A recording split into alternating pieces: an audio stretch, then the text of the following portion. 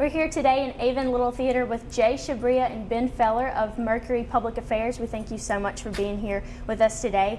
We had a little Q&A here earlier, but right now, could you give us a little advice for communication students? If you could go back to the beginning of your career, what advice would you give yourself?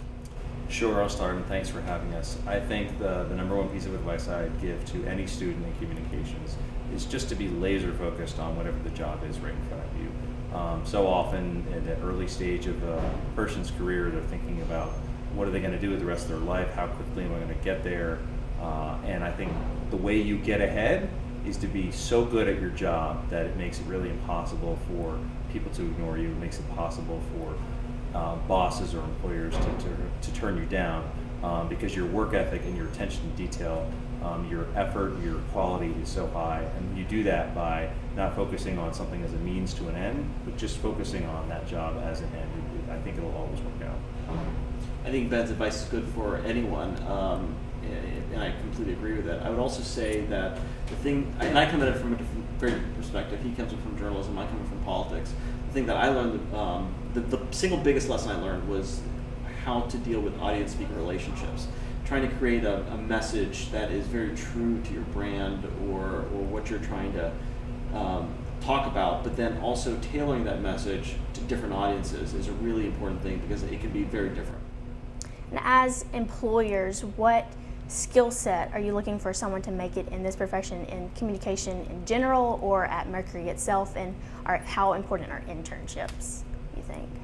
Well, I'd say the most important skill I'm looking for is work ethic. Sometimes it's interesting what people overlook because they just think it's assumed.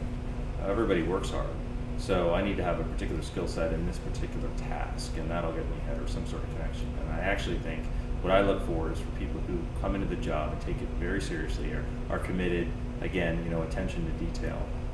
You can learn about different subjects, you can get experience about that, but I'm always blown away by the people who put their hand up and offer to help and don't wait to be sort of assigned work. That's a skill set that is not just always innate. You can learn that, right? You can sort of read the room and figure out how to be more helpful.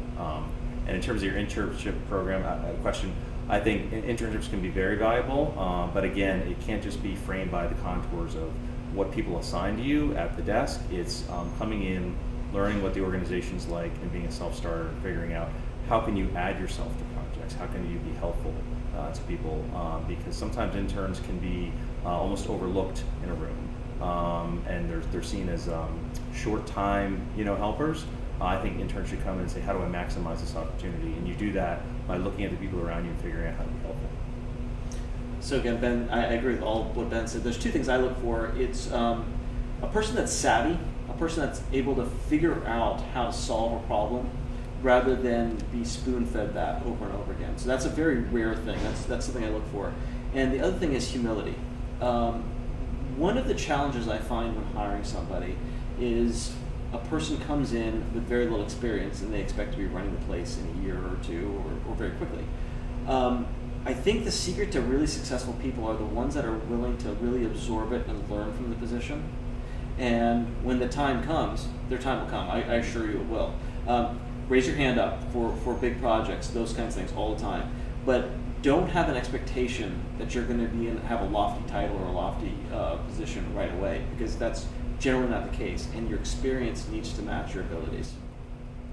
Now, working at Mercury now, you obviously have different past professions and careers, but now working at Mercury, what would you say is the most rewarding aspect of your position? Well, I take a lot of joy, I guess, out of two related points. The first is that I came to Mercury because there was a promise made that what I did in my journalism career would not only be relevant, but would matter.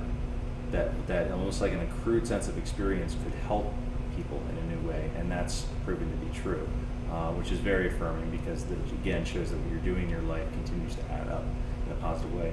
And the second point is that we get hired by clients who need some help in communications in different ways. But I try to have a niche, as Jay has talked about, and mine has been associating myself with mission-driven enterprises like universities, like health centers, philanthropies, and so whatever we help them do, They get the credit, we're behind the scenes, which is fine, but I know that the work is going towards a good cause. So the thing I like best about working at Mercury, and I'm going to answer your question a little bit differently, is I get to work with some of the top minds around the country. I'm with Ben Feller, who's White House correspondent for the Associated Press, covered 2 presidents. And there are people like him around the firm, all around the country, all around the world. And we get to work together to solve people's problems. It's a really special place and a really special thing, and there's not very many environments like that. Well, thank y'all so much for being here. We're so excited to have y'all in Mississippi. And Thank you for the hospitality and the food. The food has Yes. been fantastic. We feel very welcome. And very full. Yeah. Awesome, Yes, very awesome. full. We can't wait to have you back down here in the South. Thank you.